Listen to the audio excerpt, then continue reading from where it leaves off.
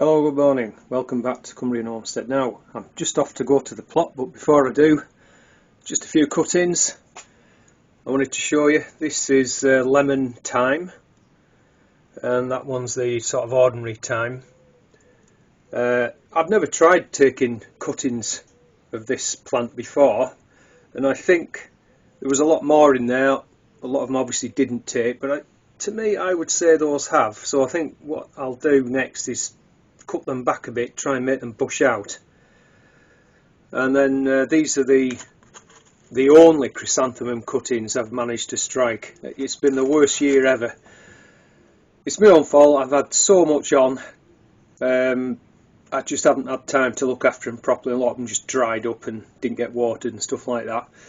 Anyway, so there's there's 4 there. So that's those, and then these were some rosemary cuttings I just tried in water.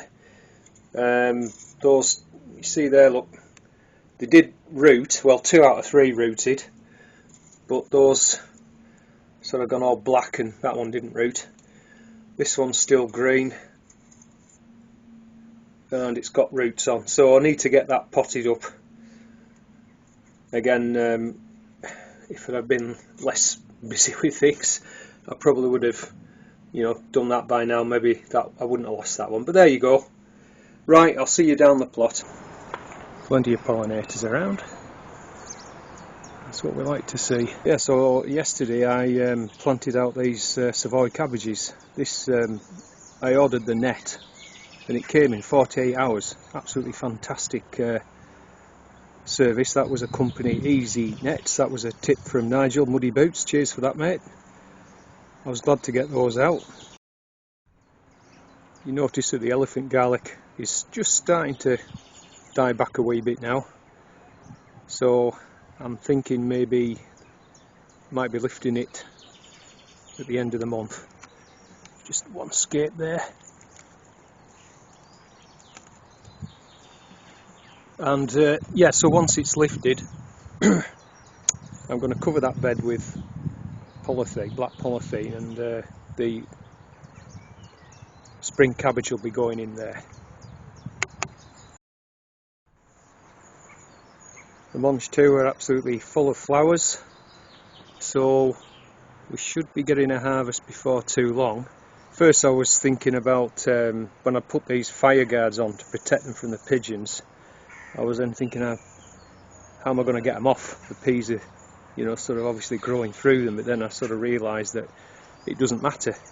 I'll be able to just pick the pods from both sides, and any that are on the inside I'll just leave them to to fill out for seed. So that solves that one. In this row just here was spinach, so that had started to bolt, go to seed, so I took all the leaves off and then pulled them out. So I got 2 cuts off it before it bolted, and I've replanted with multi-sown beetroot. So you can see we've got beets in different stages now. This row here, there's 1 or 2 that actually are golf ball size, ready for harvesting. But talking of beetroot, we're still eating, believe it or not, from the stuff from last year, which I'll show you in just a minute. And then the leaves, of course, spinach and chard, that's ready for cutting. I'll just spin you around. This row here, I harvested that yesterday. That was a full carrier bag. This one here is all ready for harvesting, so I'm going to have to start farming some out somewhere. Well, actually no, I'll just process it and freeze it. That's what I'll do. Pongo beans are growing nicely. I did mention this to Bill and Val about where they say they're a bush bean, sort of self-supporting, but they told me they need to be planted about 6 inch apart so that they kind of help to support each other. So I've planted them probably more about a foot apart, so I'm going to make another sowing anyway, but I will plant them closer next time. So here's where I planted the courgettes out. If you see by the colour of the leaf now, they are making some nice growth. I'll probably remove these damaged leaves, but they're looking alright. So this is my composting unit, and this part here is where I store things out the rain. I was mentioning about beetroot, and I had 2 tubs like this in the greenhouse over winter, but as soon as the temperature got up, I emptied one and I put this other one under here, and I went through it the other day, and they're still good, they're still firm. There was some, well, about half I guess had sort of gone soft, so I gave them to my neighbour for it. The hens like to peck at them, but yeah, it's absolutely just damp shavings. So we've still got loads, and by the time we've got through those, this year's crop will be ready. Here's the sweet peas. So at some point I think I might just need to give my hand, just put a bit of string on just to help them get a grip onto this trellis, and then they can scramble up and get away. And there's lots of new canes coming on this thornless blackberry. That's a new cane there. And these obviously the fruiting canes from last year. Here's the flower stems.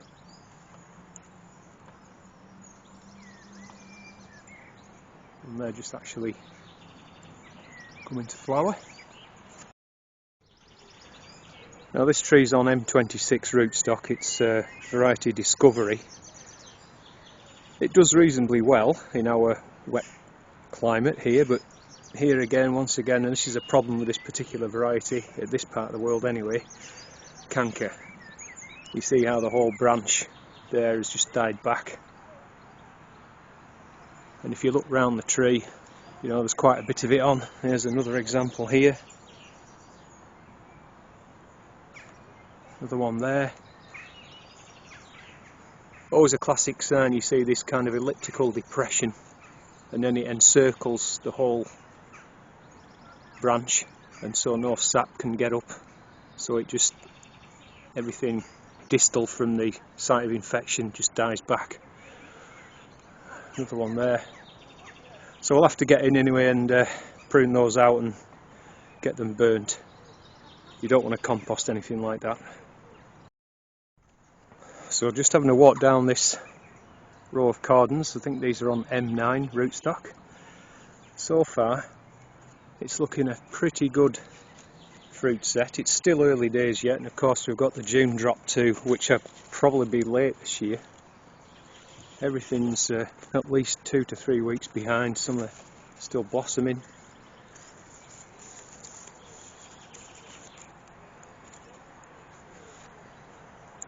But it's looking pretty good.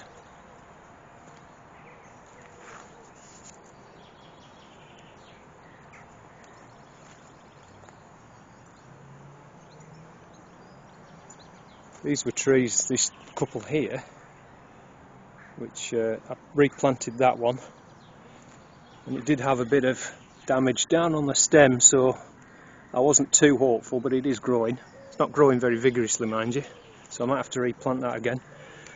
This one was a bud graft, and again it's died back. I'm not sure whether it's because that's rubbed the bark away or whether it's canker, but anyway I need to sort of cut that back and try and see if it'll send out a new leader. And then this was a bud graft I did a couple of years ago or something, and again the old enemy canker. So you see that the foliage is started to die back, and then if you follow it down there, actually no, lower here. So really the only remedy is to go a good 3 inches or more below this site of infection here, cut the whole branch off, burn it, start again. It's always a bit of a frustration, but you know, that's what you have to contend with sometimes. This last one here is a cooking apple grenadier. Yeah, looking like a pretty good fruit set. I also managed to get the hedge cut. 90 foot of hedge. It's a big job. I don't like doing it, to be honest. Usually have to do it a couple of times a year. And this is my 1000 litre IBC. It's down to That's just under 75 gallons, so that isn't going to last much longer, but that's fine actually, because I need to, I usually like to try and get it washed out at least once a year. You can see here this kind of discoloration. I'm not sure it's an algal bloom or something, but I believe there is stuff you can get. You can put a few capfuls into it and it stops kind of the water getting discoloured and what have you. But yeah, as soon as that's gone, and that won't be much longer, I'll get it rinsed out and then I'll probably just fill it up out the tap, to be honest, because I don't think we're due for any rain.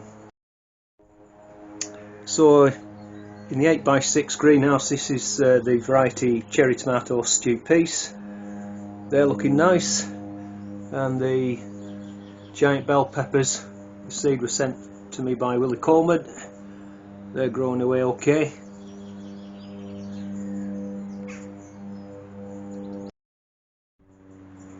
And in the 8x10, these are the Crimson Crush, so we've got the strings in to support them on, you can see.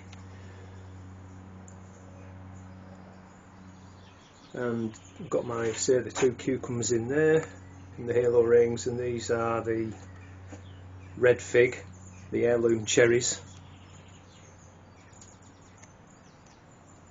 A few different ones at the end there. There's a San Marzano, and I can't just remember what the other two are off the top of my head. Or cherries. And the basil's looking good. And this tub here, I've just got some. I've got problems. Still have problems with ants. And I've got a mix of boric acid in here, so I'm hoping that will do the job. They look as though they're interested in it already, so we'll see what happens with that. I just forgot to show you the asparagus. These were the seedlings that had grown up in the asparagus bed. Those two there. That one there managed to germinate from seed. That's the only one that's come up so far, but better one than none, right? So that's pretty much it for today, guys. Just a short one really. Talking of that last shot there of asparagus, a mate gave me this asparagus knife. He'd ordered it online, and when it came, this point here wasn't beveled properly. It was totally blunt. Anyway, he took a photograph of it and emailed them, and they sent him a new one. So he gave me that. Very nice. Always nice to receive gifts. So I'll say, yeah, that's it for today. However, coming up shortly, in fact after this video, there'll be 2 videos I'll be uploading on how to make your own wine. So if you're interested in that, check them out. So we'll leave it there, folks. Thanks as always for watching. Do drop me a comment down below if you want to, and hit that like button, and I'll see you in the next one.